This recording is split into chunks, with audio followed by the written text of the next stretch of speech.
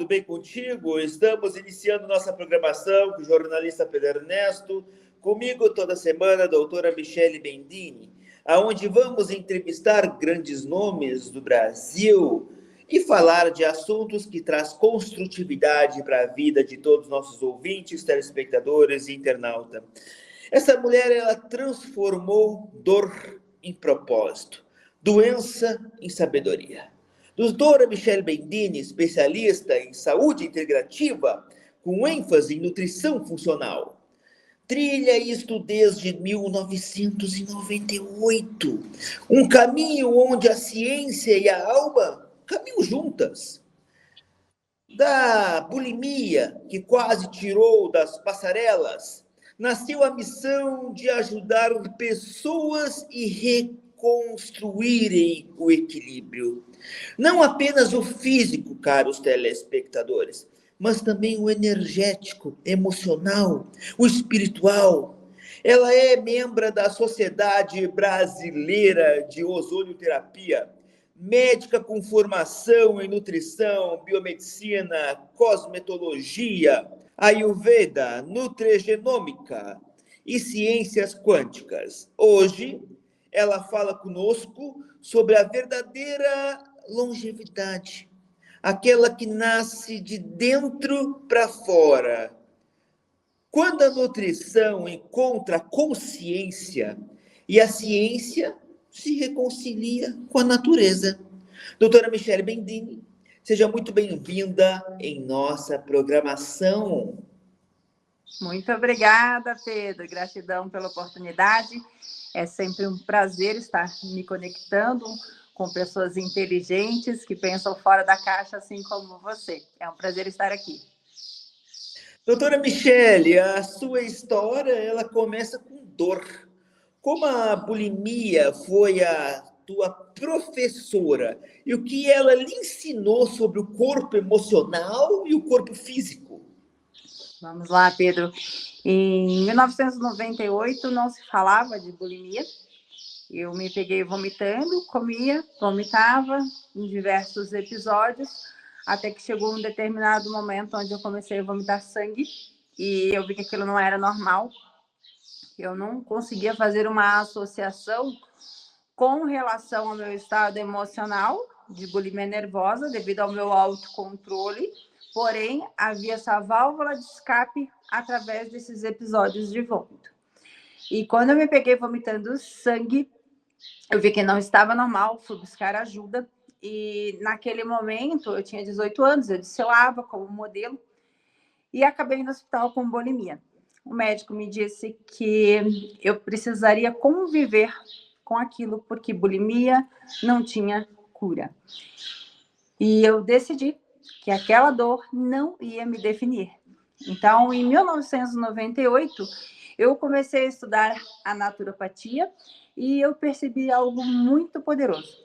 O corpo, ele fala. E quando você aprende a ouvi-lo, ele mostra o caminho da cura. E aí, desde então, tudo que eu vivi, estudei, construí, foi para transformar dor em sabedoria. E sabedoria em cura aplicada. Você fala em transformar dor em sabedoria, mas como a bioquímica da superação influencia a saúde celular e a longevidade? O passado, ele prevê o futuro da longevidade. Eu sempre fui adepta de recursos mais naturais no meu dia a dia, porém eu não tinha essa sabedoria. Quando eu fui fazer toda essa minha busca, essa minha trajetória, através de biomedicina, nutrição, naturopatia, medicina integrativa, eu pude compreender realmente toda a questão da bioquímica, da individualidade que o ser humano possui. E, curiosamente, eu comecei a fazer medicina ayurvédica, que explica com todo o fundamento da ancestralidade todo esse contexto. Então, a Ayurveda ela já falava de viver 120 anos sem doenças, muito antes do que os biohackers que nós vemos hoje na atualidade. Então, o que o biohacking faz com dados, a Ayurveda ela faz com sabedoria. Então, o que a Ayurveda falava há 120 anos sobre viver sem doenças, vem de encontro com tudo aquilo que os biohackers da atualidade falam. O que o biohacking faz com dados, a Ayurveda já fazia com a sabedoria. Não é sobre o que você come, é sobre o que você absorve. E isso muda tudo, Pedro. Por quê? A atualidade, nós estamos vendo uma medicina integrativa prostituída pelo excesso de suplementos. Nós vemos um consumo excessivo. Tem pessoas que chegam a tomar mais de 70 cápsulas por dia. E não é observado a individualidade bioquímica, onde o indivíduo, muitas vezes, ele pode excretar esse excesso e se retira, às vezes, um nutriente específico, um ativo específico, como, por exemplo, da cúrcuma, e se esquece de toda a riqueza que Deus fez com aquela cúrcuma completa. Aquilo lá tem uma riqueza de bioativos que, em sinergia com outros, ele faz realmente um verdadeiro milagre dentro do nosso corpo. Então, a medicina ayurvédica, ela respeita essa individualidade bioquímica e te leva a voltar para as origens, que é comer comida de verdade. Não ficar nesse universo de cápsulas. Não que eu seja contra os suplementos. Eu, como nutricionista, entendo e vejo muitas vezes a necessidade, sim, de suplementos. O problema está no excesso que nós vemos hoje na atualidade, onde as pessoas realmente estão aí colocando os seus rostos na internet como um comércio excessivo, uma venda excessiva de cápsulas disso, cápsulas daquilo, e aonde vai ter, na verdade, a urina e as fezes mais caras do mundo, porque você vai excretar tudo aquilo e não vai absorver. Então, a medicina ayurvédica, ela acredita realmente que você é aquilo que você absorve. E tudo isso começou a fazer muito sentido para mim. Foi o elo perdido, a chave que faltava para criar essa conexão entre tudo aquilo que eu acredito da ancestralidade, como também o que eu acredito da ciência moderna, do biohacking, da medicina integrativa, da nutrição, da epigenética, nutrigenômica, metabolômica, e tudo se encaixa realmente de forma harmoniosa. O Ayurveda, ele fala, doutora Michele, em 120 anos sem doença. A ciência moderna começa a perseguir o mesmo ideal, onde a tradução milenar e